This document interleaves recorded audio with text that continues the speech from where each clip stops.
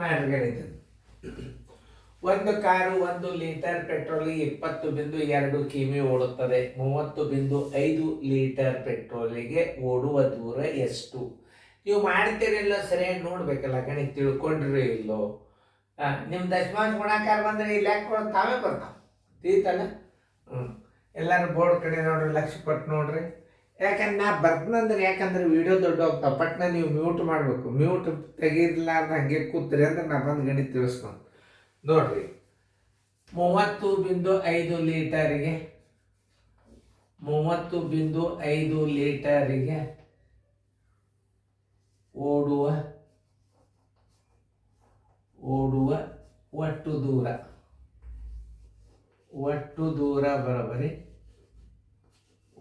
ದೂರ ಬರೋಬರಿ 1 ಲೀಟರ್ಗೆ ಎಷ್ಟು? 20.2.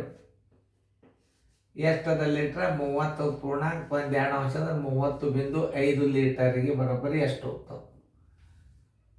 ಈಗ ನೋಡಿ, 305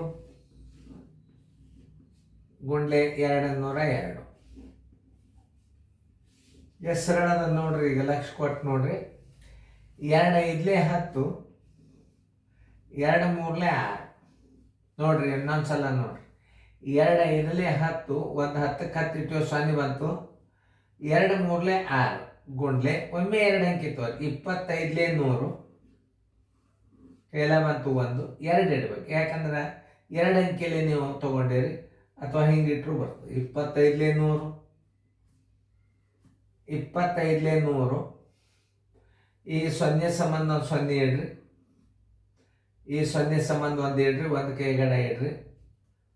23 61 61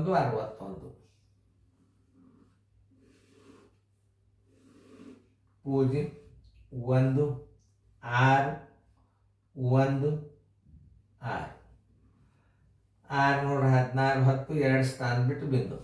ಇದು ಕರೆಕ್ಟ್ ಇದ್ದರೇ ಅಲ್ಲಿ ಉತ್ತರ ಹಾಕೋದು, ಇಲ್ಲಕ್ಕ ಹಾಕಂಗಿಲ್ಲ. ಇನ್ನೊಂದ್ಸಲ, ಯಾಕಂದ್ರೆ ನಮ್ಮನ್ನು ತಪ್ಪಬಾರ್ದಂತ ಏನಲ್ಲ. ಗುಂಡ್ಲೆ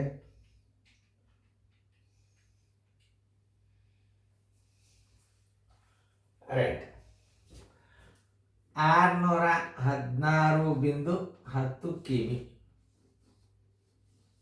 ಆನ್ಸರ್ದೊಳಗೆ ಹಿಂಗೂ ಇಡ್ಬೋದು. ಆನ್ಸರ್